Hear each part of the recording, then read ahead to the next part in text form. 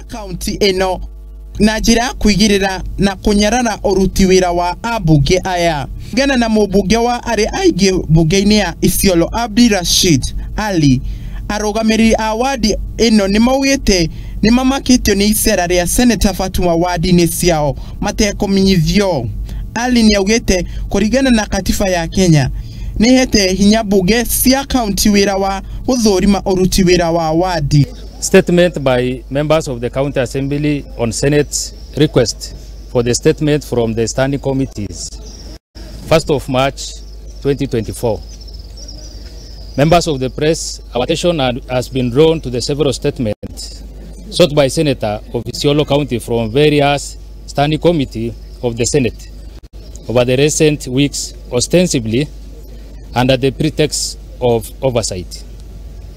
While we appreciate the Senate has limited oversight power as provided under Article 96 of the Constitution of Kenya, they cannot take over the primary responsibility oversight by the County Assembly as envisaged under Article 185 of the Constitution and Section 8 of the County Government Act 2012.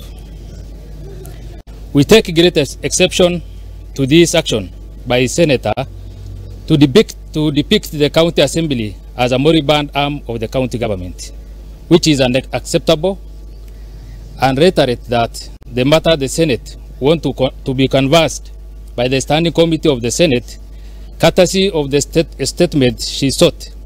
The good Senator should therefore cease her intimidating nature of visiting public institutions unannounced, occasioning fear within the lower cadre of the county staff.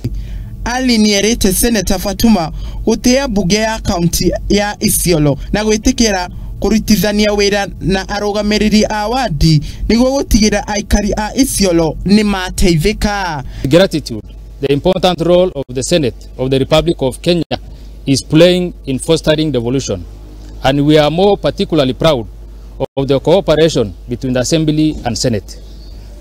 Accordingly, we are open to the robust and fruitful engagement with each other with a view of building each other's capacities. Kirifuatira Muthigi TV, jitawo Joshua Jona.